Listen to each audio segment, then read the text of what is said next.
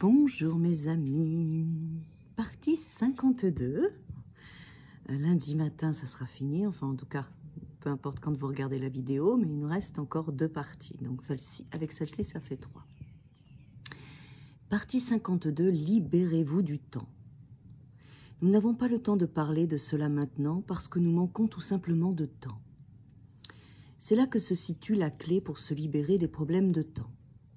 Et pourtant, du fin fond de ce pays de Galles que je quitterai sans tristesse, dans quelques heures, et qui pourtant me manquera profondément, je vais tenter l'impossible, expliquer le temps d'un point de vue métaphysique.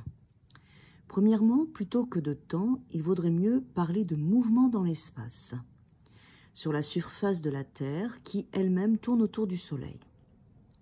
En raison de ce mouvement et de la position de notre planète par rapport au Soleil, les saisons sur Terre changent selon un schéma prévisible et la nature réagit soit en s'épanouissant, soit en se mettant en veille.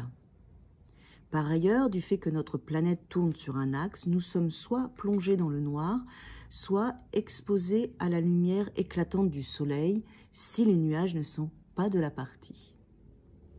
Par conséquent, les années, les saisons, les jours et les nuits, les mois et les semaines ne sont que des outils de mesure censés nous aider à nous organiser au quotidien. Et au cours de ce déplacement dans l'espace, déplacement circulaire par opposition au déplacement linéaire, notre corps est livré à l'entropie, comme l'est toute masse en mouvement, mais nous ne nous sentons pas différents, ou plutôt plus vieux pour autant.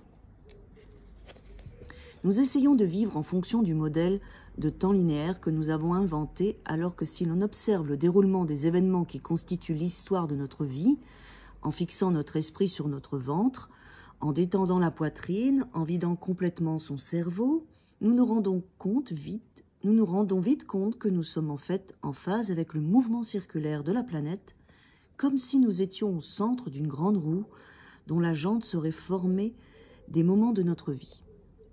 Comme je l'ai dit plus haut, le temps est un sujet difficile et les conseils que je donne ne constituent pas des solutions, mais des recommandations de méditation.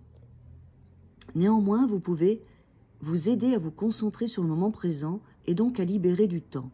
Il faut aller voir du côté de l'énergie vitale de votre cœur.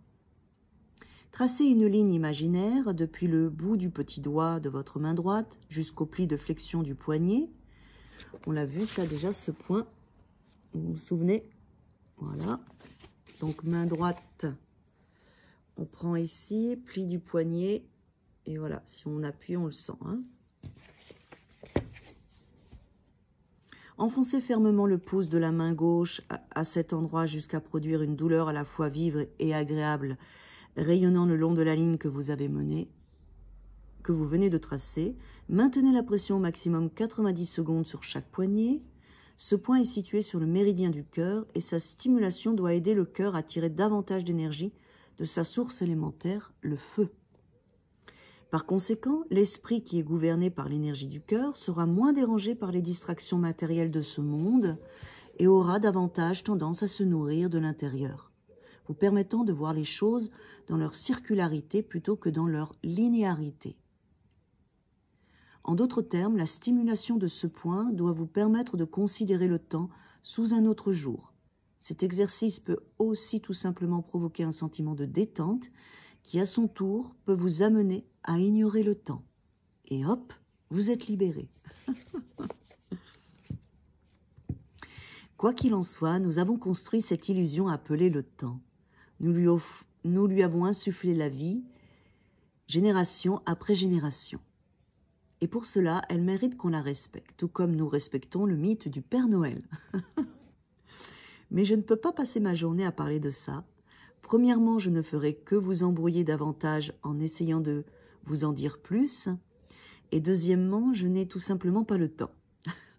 Le livre est presque terminé et à ce rythme, si je ne passe pas au chapitre suivant, je risque de rester coincé à ce niveau et de ne jamais m'échapper. En d'autres termes, j'aurai l'impression de vivre hors du temps. Et ce n'est pas envisageable. J'ai en effet encore bien du remue-ménage à faire dans ce bas monde. Voilà mes amis, pour aujourd'hui. Donc on stimule ici, hein, ça a plein de bienfaits, le méridien du cœur, pour se détendre. Hein. Je pense qu'on peut le faire des deux côtés, je sais pas.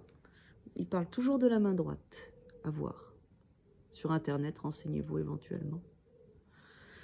Voilà mes amis, demain partie 53, libérez-vous de la souffrance. Libérez-vous de la souffrance.